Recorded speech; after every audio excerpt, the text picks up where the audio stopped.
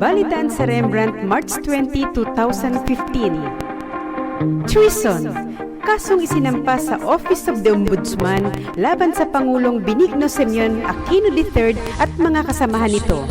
Alamin sa pag-uulat ni Homo Bono A. Adaza, pangunahing panauhin ng araw na iyon ni Dr. Eric San Juan, host moderator ng Balitaan. Marami tayong dapat na palinawan sa mga nangyayari.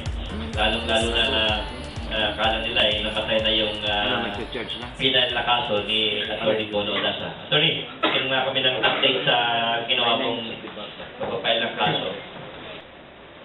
Maraming nagsasabi na hindi pwede daw mahabla si Pinoy for treason. Treason is defined under Article 114 of the Revised Penal Code. Anong treason? Subject: any citizen who levies war against the Republic of the Philippines or adheres to her enemies, giving aid or comfort, commits treason. Punishable by reclusion perpetual to death. Pero wala ng death ngayon. And a fine of 100,000 pesos. Yan ang definition ng treason. Ang tanong, ano bang nagawa ni Pinoy na masabi natin treason? Pagtaksil sa bayan. Tingnan natin yung definition. Yung una, levies war against the Republic of the Philippines, si Iqbal yan, si Jafar at si Moran. Kaya nga kasama dyan sa treason sila Moran. Because they claim to be Filipino citizens. Doon ngayon may sinasabi na hindi sila Filipino citizens. But even if they're not Filipino citizens, they are punishable under Section 3 of Paragraph 3 of Article 1114. It refers any foreigner or any alien who wages war against the Republic of the Philippines is also guilty of treason. Ang penalty rin, reclusion perpetual to death. So, hindi maka-eskapo sila dyan. Ang tanong ng karamihan, ano bang ginawa ni Pinoy na adhering to the enemies, giving it aid or comfort? Meaning, sinasamahan ng mga kalaban ng Republika, number 1, nagbibigay ng ano ba yung aid sa Tagalog? Tulong. Nagbibigay ng tulong, comfort. Yung tulong na comfort. Una, hindi ba well publicized yung trip ni Pinoy doon sa Tokyo?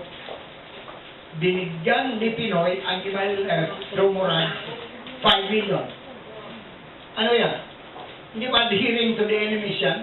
Hindi ba giving aid or comfort? Kung hindi sabihin nila sa mga sakop ni Pinoy na hindi aid and comfort, palitan natin yan dictionary sa English. Baka hindi nila mabasa ang kahulugan ng adhering, giving aid or comfort. Palitan na natin. Babalik tayo sa panahon na may sinulat si George Orwell, yung famous novel niya, 1984. In 1984,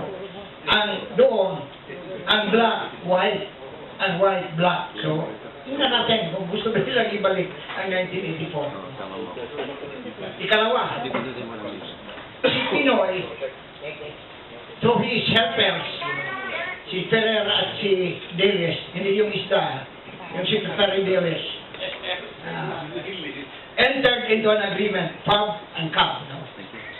Sa agreement na yan, ito ang sinasabi, na kailangan ipapasa sa Kongreso ang BBLO, Bangsamoro Law. No?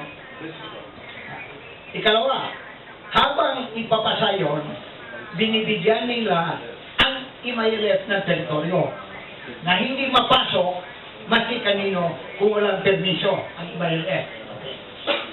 Isa pa, may mga puder na silang binigay habang wala pa, may isang pa ang BBL. Okay.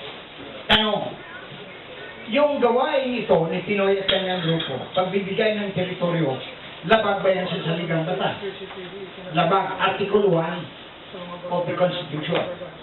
Article 1 of the Constitution defines national territory. Ang definition ng national territory, klaro-klaro, Pag ibigay mo ang teritoryo ng Pilipinas ng ibang tao, hindi mo papalitan ang saligang batas. Aba, labag yan sa saligang batas. Ang soberenya ng bansa is indivisible. Hindi mo ma-split yung sovereignty of the country. Nabigay nila ang portion of the sovereignty of the country on the territory given to them by Pinoy. Violation rin yan, Article 1 of the Constitution. Okay. Ikatlo, sa yung may dalawang report na ngayon, at the very beginning, I was convinced kasi yung mga resource persons, yung nagtatanong, you have to read between the lies. Sa mga sinungaling na, kaya mababasa mo in between. Ang sinungaling na, read between the lines. Because a number of them is lying, including the president. He was lying through his teeth. Alam mo, I've been trying cases for the past 50 years. I know when a witness is lying. I know when a witness is lying. I'm saying that most of them were lying in the hearings in the Senate and the House. Tingnan mo yung report. Klaro-klaro yan sa report na the fourth person to blame is Pinoy. He was the architect of the BBL. He was the architect of the FAM and the CAM. He is the architect of the operation on dictation of the Americans. Bakit masabi mo yun? Read between the lines. Na Peñas was interviewed, no, in television. Anong sabi ni Peñas na bakit hindi na paalam kay Rojas kay Espina? Hindi daw pinaalam kay Rojas kay Espina because yung Marwan operation is like the Bin Laden operation. Yung Bin Laden operation, hindi daw pinaalam sa gobyerno ng Pakistan. Why? Because it was an American operation. Kung hindi pinapaalam nila ang Marwan operation dito, one-on-one, is an American operation. Bakit magsisinungaling pa tayo? Bakit natatakot pa sila na klarong-klaro naman ng Amerikano? Ngayon sa BY report, klaro. Sa Senate report, klaro. Di nagsisinungaling yan tayo. Siya yan. Ang pinakamasamang sinungaling kung magsinungaling ka na sa sarili mo. And many of these people are lying to themselves. Hindi tama. Ano pa? Yung BBL law. Ano mo yung BBL law? Treason from the very beginning. Ang unang tanong, ang agreement tulad nitong BBL, magdala ba ng kapayapaan sa Mindanao? Only fools will think that there will be peace in Mindanao with the BBL. Mga gago lang yun. Naniwala dyan. Taga Mindanao ako eh. I was the first person to organize a regional political party against Marcos. When the national opposition, including Ninoy and the rest of them, did not like to fight Marcos in the elections of 1958, they just joined me later after 2 weeks. It took somebody from Mindanao to say that. Okay. Meaning, I know my people. You know, when I was editor-in-chief of the Philippine Collegiate at the University of the Philippines, my main supporters and protectors, because I was only 92 pounds, were Muslims. Tausog, Maranaos, and Magindanaos. So I know them. Many of these people are my friends. But, tatanungin mo siya, tatanong ni Sinor, kliyente ko si Sinor, noong araw, hanggang dumating si first gentleman, sabi, bayaan mo si Adasa. Bayaan mo si Adasa, pwedeng ma-release ka. So kung ako mabukado, hindi siya ma-release ka. Bayaan mo ako. Kaibigan tayo, gusto kong ma-release ka. Okay. Hindi sa ngayon, Sinor. Ang Tauso at ang MLF, malaking grupo yan. Doon mismo sa Maguindanao at mga Maranao, hindi sa ngayon, may BIFF na. Bangsamoro, Freedom Fighters. That's about the split yan ng MLF. Ngayon, mayroon pang iba. Jim. Split, nahuli na daw nila. Yung leader ng Jim, pero nandiyan pa ang Jim. Okay. Nandiyan ang Abu Sayyaf. Nandiyan ang CPP-NP. And gathering strength, gathering strength, especially in my area in Northern Mindanao. How can there be peace? And taking into consideration, there are nomads and civilians like me who are against the BBL. And he will help them. If with the majority of the people of Mindanao, the Lumad and Christians like me, will make our moves. So then, it starts with a stupid, incompetent, and ignorant assumption that there will be peace in Mindanao with BBL. Ngayon, sinasabi pa ni Iqbal, pag papalitan niyo dyan ng isang sentence, hindi na pwede. Babalik kami pagka-revolutionaryo. Revolutionaryo nga sila. You know, in government, when you are in insurgent group, you are an enemy of the people and you are an enemy of the republic. You are friends of Pinoy, but Pinoy is not the republic. He's not the people. You are friends of Ferrer, Deles. They are not the republic. They are not the people. The people are against them. Boss mo kaya niyang people. Hindi nakikinig eh. Problema sa ulo yan. Sabi ni Pipi. Bakit hindi nakikinig? It's a mental problem. So, yung members of the cabinet sana, may duty sila under the Constitution. It's not only the physical incapacity of the President that should be looked into. Magbabasa mo na sila ng kanilang constitutional, even the mental frame of the President is subject to be inquired into. Why is the cabinet silent? Bakit? You know, all these things, alam mo, from A to Z ang violation itong BBL.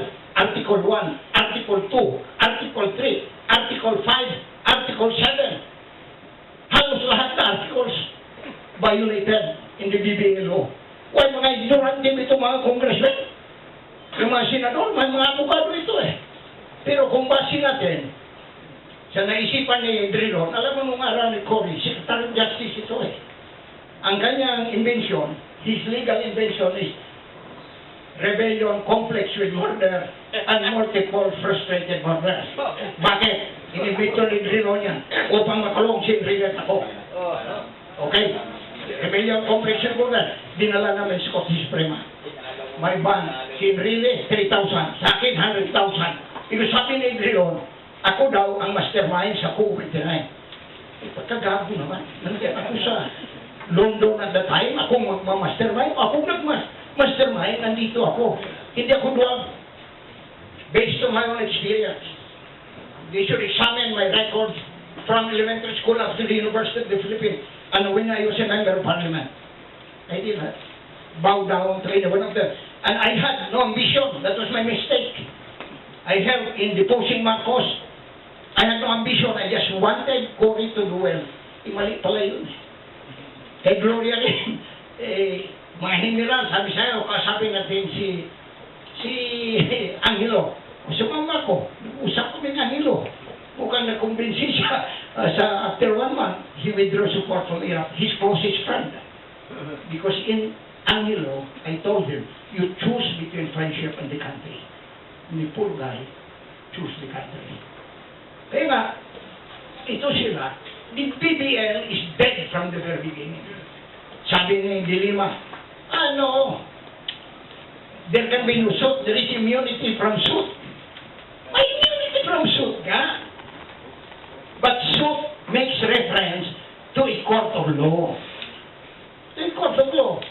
Meaning, criminal court, civil court, or administrative court. Here, the administrative court is Congress because of impeachment. But is the ombudsman the court? The court. The ombudsman conducts investigation. Conduct investigation. And if Pinoy will survive this term, any fool of a lawyer will file the case for treason. Any fool of a lawyer.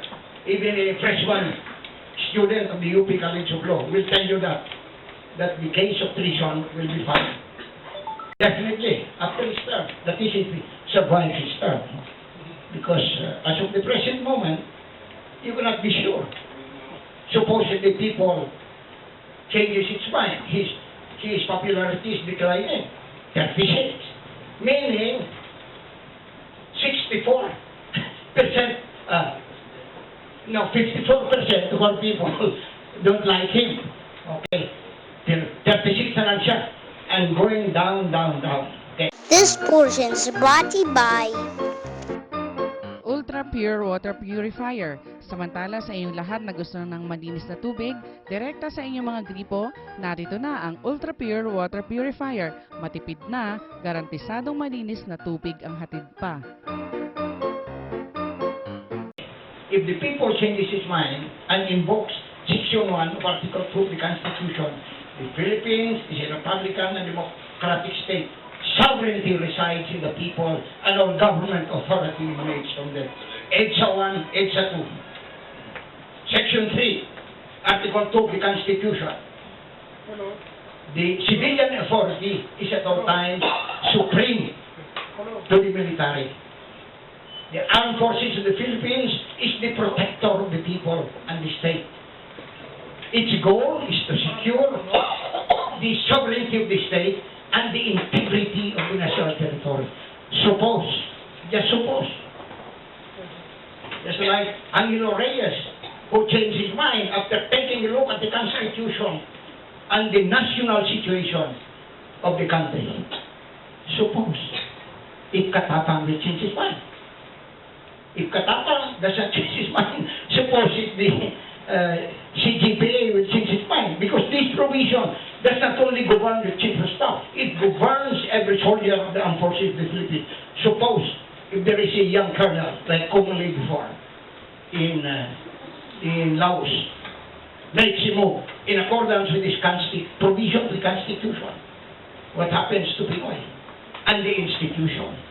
They will be blown into kingdom come. Huwag naman siya magsasabi na itong mga oppositors to the BBL, mga kulang ng pansin, mga troublemakers ito. Aba, bata pa siya noon nang nagpaglaban kami ni Marcos.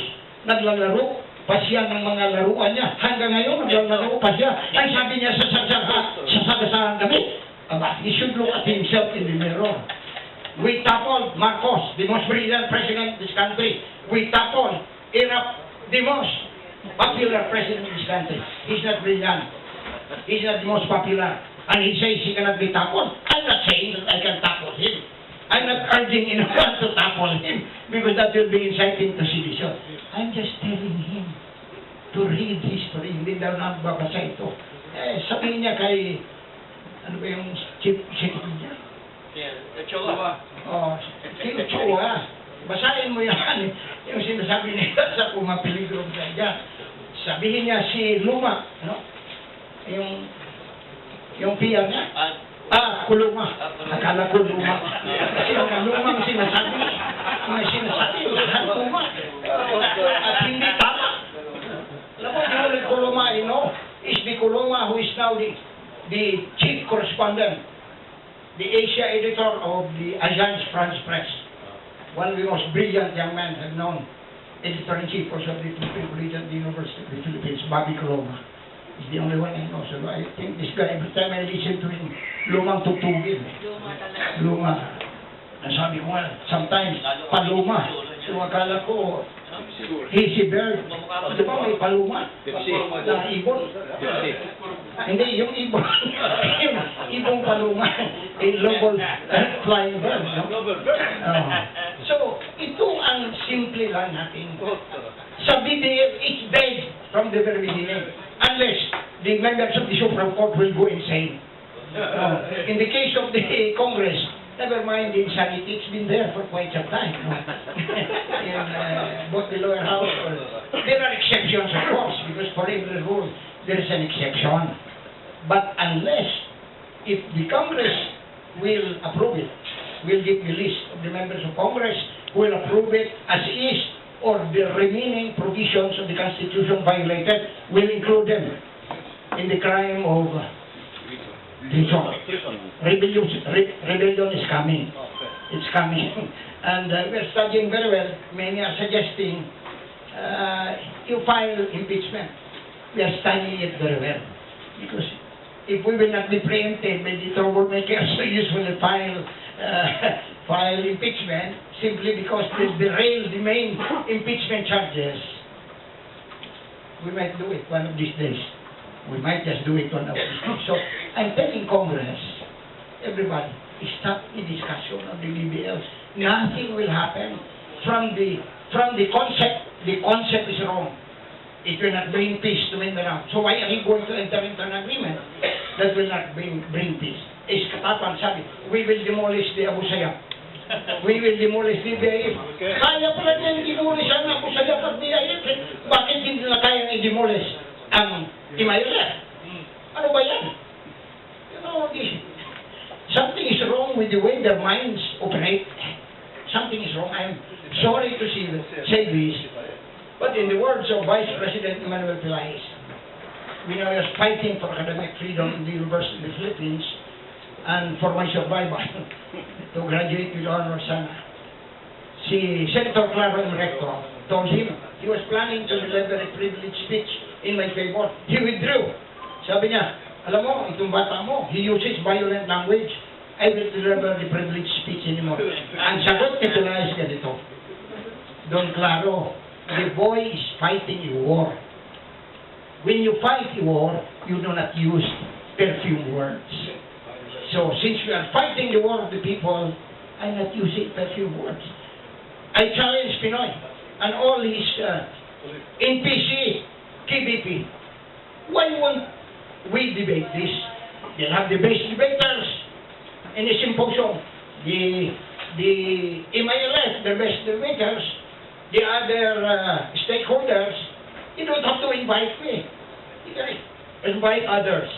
But when you invite me, I'll be willing to debate with them. Because I'm sure the questions I will ask, they cannot answer. They cannot. And there is no although for Pinoy. Hindi na si Pinoy because he cannot intelligently debate.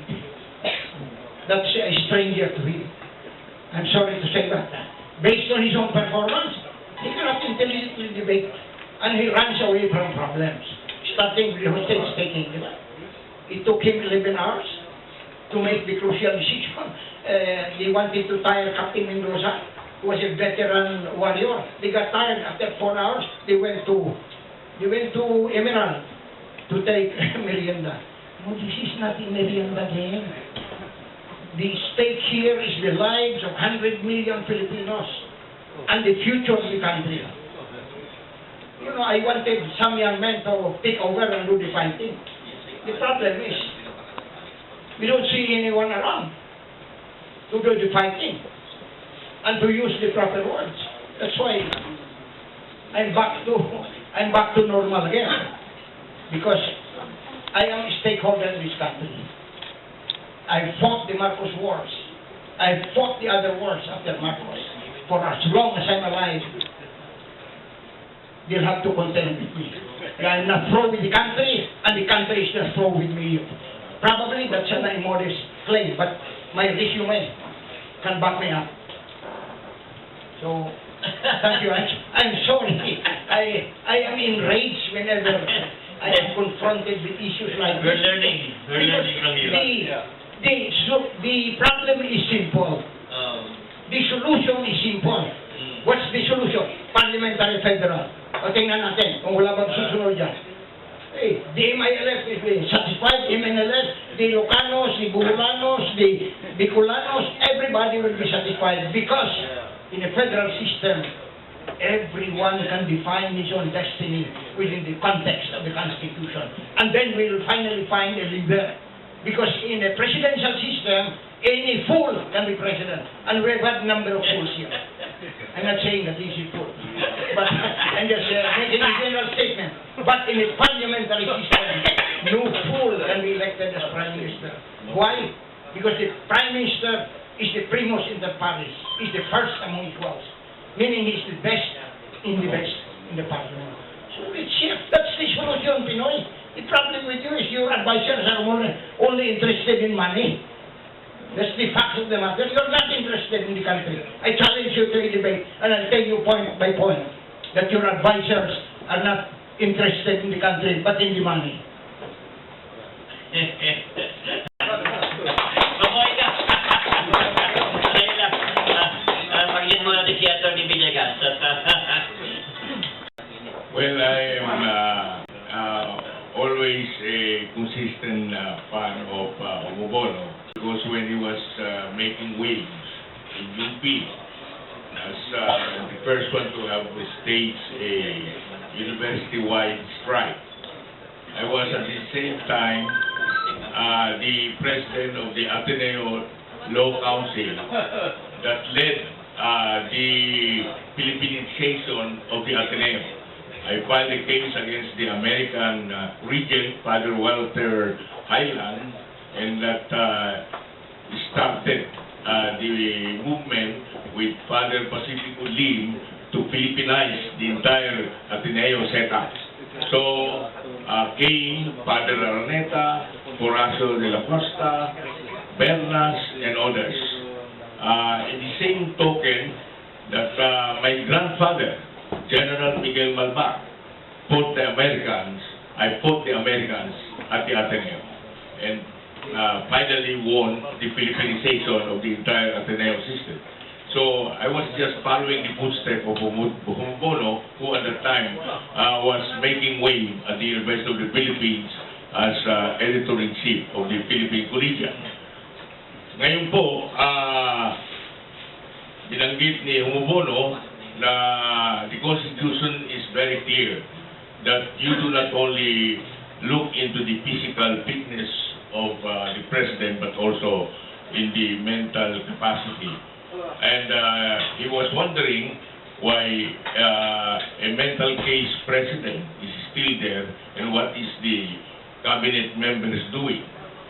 What is very clear is almost all the cabinet members are also mental cases. So they will never do anything to their fellow psychopathic. That's why they approve all the operations of Pinoy. Operations, Wolverine.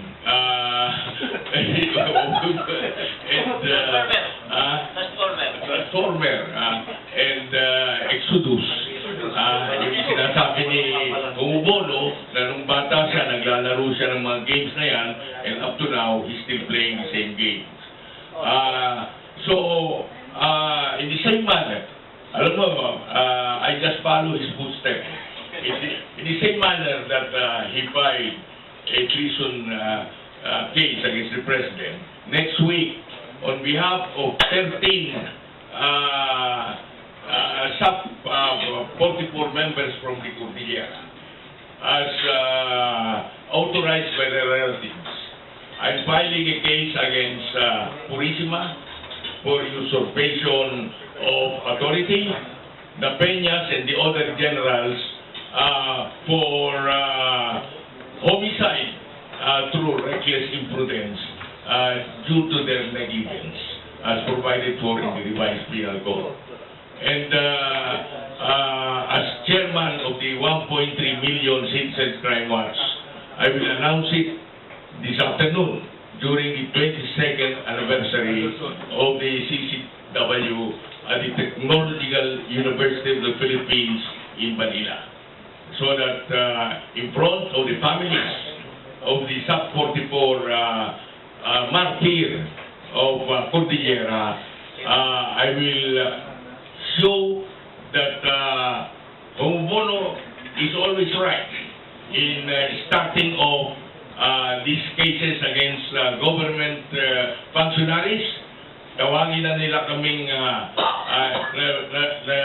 nababaliw or whatever.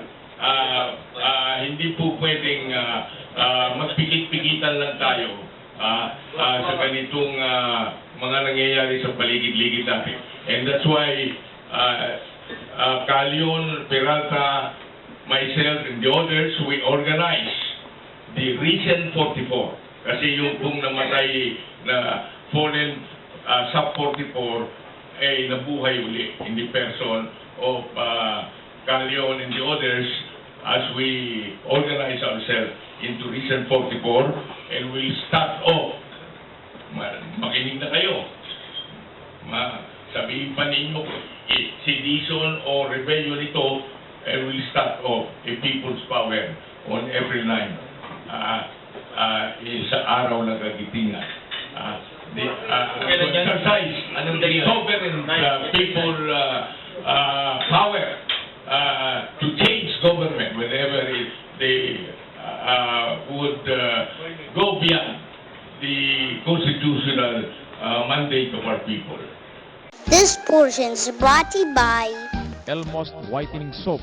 Narito na sa gustong pumuti at gumanda. Ito ang kasagutan sa problema mo, kapatid. Elmost Whitening Soap sa murang halaga, kutis artista ka na. Tama po yung sinabi ni Atty. Malvado Villegas na nag-organize kami. We are in the process of organizing recent 44 coalition. At marami po rito ang mga kasama namin, katulad po ni Camilo, ni Cado, ni Leo. Ito si Leo eh. Ngayon po, yung tungkol naman po sa 222 case coalition, hindi pa po ito tumitigil. Nung nakaraang linggo po, kami po ay nasa Baguio para dalhin naman po yung tinatawag namin pagkilos sa lugar ng Baguio City. At kami po rin ay iikot sa iba't ibang city ng buong Pilipinas para gisingin po yung mga tutulog na damdamin ng ating mga kababayan. Napapansin po namin, hindi lang dapat sa Maynila kami kumikilos o sa Metro Manila. Dapat kumikilos po kami sa mga probinsya, katulad po ng una namin ginawa sa Baguio City. Ngayon po, yung recent 44 was created or is being created para ipagpatuloy po yung unfinished people power na pinangako namin sa inyo noong 2022 sa EDSA strike at nung mga susunod pang mga araw. Eh nakita namin mga pulis na tulog pa eh. Parang takot na takot yata sa amin. Parang sila po ang nag-occupy ng EDSA strike at saka yung people power monument. Eh sabi namin, dapat taong bayan ang nandiyan, bakit nandiyan kayo? Ayaw niyong umalis. Dahil pala, natatakot sila na anytime, babalik tayo doon at magsasagawa ng people power. Ngayon po, yung sinabi po ni Atty. Villegas, ilulusan po namin yung people power, hindi lang po sa EDSA. Dahil ang patingin mo namin at ang pantanaw namin, ang EDSA po ay nasa iba't ibang lugar. Kasi EDSA ay isang simbolo ng lugar kung saan nagkaroon ng people power. Kaya sabi namin sa Baguio, hindi porkit nasa Baguio kayo, hindi kayo pwedeng mag-people power. Kasi ang EDSA po ay kahit saan nagkaroon. Katulad sa lugar nyo, may EDSA po rito. Kaya magsimula po tayo na magbuklod-buklod para ilusan po natin ang tinatawag natin unfinished true people power. So sa April 9 po, gagawin po namin ang Occupy Espanya. Hindi na po kami pupunta sa EDSA side. At dito po kami sa Espanya, Huelga Rotonda, magsisimula. Kaya i-announce po namin sa inyo ang mga specific plans tungkol dito. Eh sigurado na naman, baka unahan na naman kami mga polis dun eh. Sila na naman ang pupunta doon. Pero hindi na namin i-allow to. Dahil ang Espanya, ay gagawin namin totoong people power na dapat pumunta na po lahat ng taong bayan. Dahil naghihintay na lang po sila eh. Pag-ingat namin, at tanong nila sa amin, kailan ba ito? Kailan ba ito? Maghintay kayo, at pag kami ay narinig nyo sa radyo at napanood nyo sa TV, huwag na kayong gumawa ng mga kung ano na sa Facebook nyo. Lumabas na kayo dahil mukhang sa Facebook, eh napakainit na ng talakayan dyan eh. Pero hindi nakikita ng Malacanang yung init na yan sa kalsada. At ang people power magiging successful lang kung talagang ang tao ay nasa kalsada, hindi nasa Facebook. Kaya may campaign po kami ng ganyan. Ulitin ko po, dapat magsilabas na po tayo. Pumunta na po tayo sa kalsada at sa April 9 po, inibitahan po namin kayo na pumunta po sa Welcome Rotonda para ipagpatuloy po natin yung naantala natin people power. Ano po? Mamaya po kami ni Atty. Villegas ay pupunta sa TUP para i-announce naman sa mga members ng CCW at saka Recent 44 na magpapile siya ng kaso laban doon sa mga nabanggit ng tao at yung tinatawag namin people power sa April 9. Isa pa po, no, maaaring tayo busy sa Masapano Massacre. Hindi nyo po alam, nung isang araw, nagkaroon na ng pre-bid conference sa COMELEC tungkol naman sa pag-list with option to purchase ng additional 23,000 People's Machine. Sino po ba nakakabalita sa inyo niya? Wala nga. Wala. Kami po yung nandoon. From Baguio, I went straight to COMELEC. We went straight to COMELEC para umatay po doon sa pre-bid conference nila.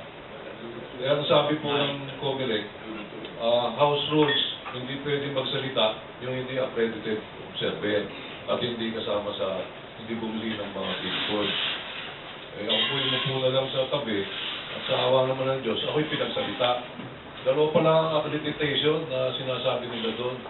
Unang-una, dapat mag-apply ka in writing at yung pagkilos mo ay magiging accredit ka. Nalaman nila na si Calio po ay isa sa mga nag-occupy COMELEC for 12 days. Kaya ako'y pinagsalita. Dahil natatakot na naman yata sila na mag-occupy COMELEC kami. Oo. Yung chairperson doon, o yung chair lady, o yung chair woman doon, ay inalaw po ang yung lingkod para makapagsalita. Pero hindi po ako nagsalita na roon dahil baka bumagal ang proseso dahil napakahaba ng sasabihin ko. Ang sinabi ko na lang, we will file a written manifestation on the issues tungkol doon sa terms of reference ng panibagong bidding ng People's Machine. So kahapon po, nag-file kami ng manifestation at sigurado magugulat sila sa mababasa nila. Ang tema lang ho ng manifestation namin after tackling issues ay yung mga terms of reference, yung dalawa doon, parang tailor-fitted para manalo ulit ang Smart Matic. So bibigyan ko po kayo ng kopya next week tungkol doon sa mga tungkol doon sa manifestation. Yun lang po. At habang tayo po'y busy sa mga Masapano para malaman po natin yung katotohanan, ito po katotohanan na meron na namang dagdag na bibili uupahan with option to purchase ang COMELEC. At ang tingin namin, ang mga terms of reference ay tailor-fitted sa paborito nilang supplier. Hindi ko namin sinasabi paborito, pero lumalabas sa mga actions sila, lumalabas. Lagi yung Smart Matic ang nanalo. Katulad po ng isang to, ang sabi nila doon, dapat may experience na 6 na taon. Nung ang question namin to, bakit nung nanalo ba ang Smart Matic noong 2010, may experience ba sila? Ngayon, dahil may experience sila ng 6 na taon, kaya nilagay na doon, dapat may experience ng 6 na taon. Oo. Yun ang sinasabi namin eh. Baka may pagpatalino. Bakit ganito ako?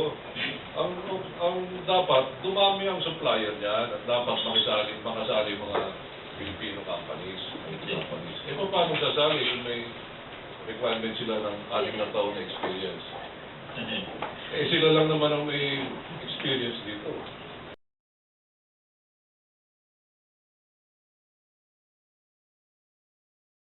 Kasama ko po si Leon Peralta sa Occupy COMELEC at si Leon din at si dito sa 222 Movement Coalition. Kasama ko rin po si Bono Odasa sa pagpapile noong June 28, 2010 nullification of the 2010 elections. At sunod-sunod po ang aming pagpapahal ng mga kaso hanggang merong handa na makinig sa bulok na gobyernong ito. May papahal na naman po kami sa next week. Hindi ko po ito preempt, pero this is a follow-up to the case of treason against PS Aquino Incorporated. Sa ngayon po, gusto kong bigyan ng pansin ay yung sinabi ni Bono Odasa na read between the lines. Sapagkat yung pong whitewash, ang spinners po ng Malacanang 24/7 hanggang napapansin namin hanggang social media ngayon ay talagang sumasagot na rin sila. Pero ang mga sagot nila ay kulang sa galing. Dahil alam mo naman natin, stupid is epidemic, especially in Malacanang.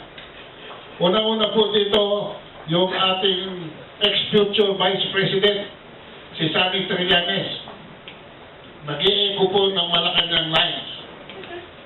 Ito po, bibigyan mo kayo ng mga sample sa content analysis, contextual analysis, kung ano mga dapat ninyong bantayan. Una po sinabi ni Sani Trillanes, B.S. Aquino, inamin po niya, is the Commander-in-Chief of the Philippine National Police. Pero sinabi niya, he is not liable for the death of the fallen 44. Yan po ang mga paikot. Number 2, the President did not violate the chain of command because the PNP has no chain of command. Ito po sa interview niya ito, no? Umiikot po siya ngayon eh. Mag-ipapa-interview sa TV. Pangatlo po, by going direct to General Rapeñas to execute the operations, he merely used presidential prerogative by passing Rapeñas' superior, the acting PNP chief. So, yan po mga paikot ni Sani Trillanes. Lumipat naman po tayo sa dakong Secretary of Justice at saka dito sa press office sa Malacanang. Si Dilima po at si Lacerda are nag-a-agree. Una, ito sabi nila, B.S. Aquino is not the Commander-in-Chief of the Philippine National Police because the PNP is not under the AFP. Number 2, being civilian in character, he is the PNP's Chief Executive. Masyadong creative ang ating mga law practitioners sa likod ng Pangulo natin. Ngayon ho, may isa naman dito, kulang din ang utak na nasa Kongreso ngayon, si Congressman Erice. He nitpicks the over-analysis daw of the Board of Inquiry. B.S. Aquino cannot be the Commander-in-Chief because the President is above the PNP chain of command. Ano? Totoo ba yun? Ano itong mga naririnig natin? Grabe ang spinning. Dinilito-lito na lang tayo. Pero the best dito si General Katapang, no? That has still to prove that he is worth his family name. Sumali na rin po sa bandwagon ng mga sinungaling. We have found out that the box, yung pong kinalalagyang lugar ng mga Sapano, has become a haven for terrorists, bomb-making, and training for lawlessness. What? Wala ba kayong military intelligence? Ito raw yung mga Sapano incident, blessing, dahil because of this daw, nalaman nila that it's become a haven for terrorist bomb-making and training for lawlessness. Eh pag ganyan ang ating AFP, we are in serious problem. Number 2, the Jamaya Islamic movement were the handlers of Marwan and Usman, not the MILF. Pero nung mahuli yung leader ng JIM, Jamaya Islamic movement, tinanong siya ngayon, nasaan na po ngayon si Usman? At sabi niya, ibinalik na raw ng JIM sa BIFF. So, yan po mga acrobatics na nangyayari ngayon. And then finally, para pagandahin yung interview, the AFP has recommended 67 million. The military has recommended 67 million for peace projects. And the President has approved it. Ano ito? These are civilian projects. Anong ginagawa ni Duling Deles at ni Miriam Ferrer? Anong ginagawa nila? Lahat po ito ay para, kung napapansin niyo, lahat ng paikot ay para burahin sa isip ng tao that the President is liable for anything. Okay? Pero ito po, matagal na natin tinatalakay dito sa balitaan dito, that for the DAP and the PDAP, the President was liable. Marami nang pwede ikaso sa kanya yan. Hinihintay na lang mawala siya sa pwesto. Eh, ito pang mamasapano murder or massacre. Hindi siya liable dito. Samantalang klarong-klaro, doon nga sa dapat pitap, hindi pa klaro na inaprubahan niya ang project. Dito klaro. Doon sa dapat pitap, hindi pa nga klaro kung pinahiram niya, otoridad niya kay Abad para mabuhin ang ating pork barrel system. Dito klarong-klaro. Hindi lang pababa kay Napeñas, kundi pa dumaan pa kay Purisima. So dito, pag-file ito, nandiyan na lahat, prima facie na yan. Eh kaso, wala ng death penalty. So, perpetua. Reclusion, perpetua na lamang. Pero, Bono, I hate to disappoint you. You can file all the cases, but I'm already lawyering for B.S. Aquino when you file these cases, because when we face court, and I'm not even an attorney, he can always plead. Yan ang kabuuan ng Part 1 of 2 ng Balitaan sa Rembrandt March 20, 2015. Itutuloy sa ikalawa at huling bahagi ang pag-uulat ng isang intelligence officer na tinanggap ni Dr. Eric San Juan sa pamamagitan ng text message. At kilalanin na rin ang iba pang mga panauhin ng araw na iyon na sina Datu Amir Sampang at Wilson Nang. Kahit saan kung kumilos, di maingat, dalos-dalos.